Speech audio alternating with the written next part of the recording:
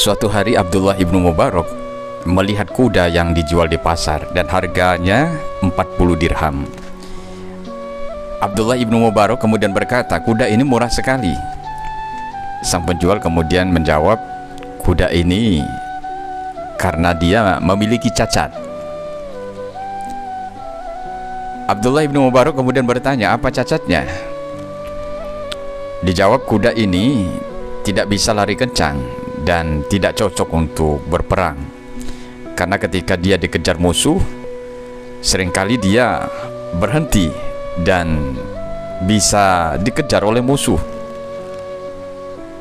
Kuda ini juga sering meringkik ketika situasi yang seharusnya dia diam." Abdullah bin Mubarak kemudian berkata, "Kalau begitu harganya itu termasuk mahal." Maka saat itu juga Abdullah ibnu Mubarak pergi meninggalkan kuda dan penjualnya itu. Tidak lama berselang waktu, ternyata kuda itu dibeli oleh murid Abdullah ibnu Mubarak. Dan ketika kuda itu dibawa saat berperang, ternyata kuda itu sangat cekatan dan sangat lincah dalam pertempuran. Tidak seperti yang dikatakan oleh penjualnya. Abdullah bin Mubarak kemudian bertanya kepada muridnya, "Apa engkau memang sudah benar-benar mencobanya?" Muridnya menjawab, "Sudah, wahai guruku."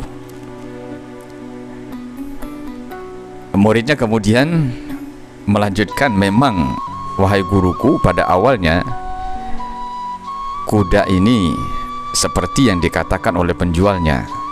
Tapi ketika aku membelinya, aku bisikkan di telinganya dan aku berkata, 'Wahai kuda, aku sudah meninggalkan dosa-dosaku. Aku sudah bertaubat kepada Allah Subhanahu wa ta'ala, sudah kembali kepada jalan yang benar. Maka sebaiknya engkau juga meninggalkan sikap burukmu itu.'" Kemudian kuda ini menganggukkan kepalanya. Kata murid Abdullah ibnu Mubarak. Nah, saudara-saudaraku, ternyata yang cacat itu bukan kudanya, tapi pemilik sebelumnya. Karena pemilik sebelumnya adalah orang yang zalim, orang yang senantiasa jauh dari Allah Subhanahu wa ta'ala, senantiasa berbuat buruk, pada akhirnya juga berimbas pada kuda yang dia miliki. Saudara-saudaraku, ternyata sifat dan sikap buruk kita akan berimbas atau berefek pada apa yang ada di sekitar kita atau pada siapa juga yang ada di sekitar kita. Kalau kita selalu berbuat keburukan, maka keburukan kita itu akan juga menular kepada orang-orang yang ada di sekitar kita. Anak-anak kita, istri atau suami kita, atau orang-orang di sekitar kita, atau apapun yang bersama kita.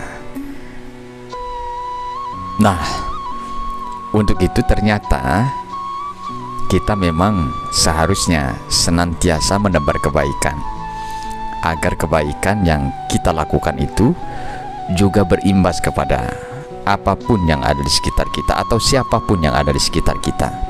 Karena Rasul Muhammad SAW juga mengajarkan kepada kita bahwa Rasul diutus di muka bumi ini untuk menebarkan rahmat kasih sayang.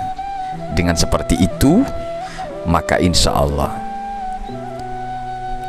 apa yang kita tebarkan berupa kebaikan itu akan juga kembali kepada diri kita dan orang-orang terdekat kita, atau apapun yang bersama kita juga akan mendatangkan kebaikan.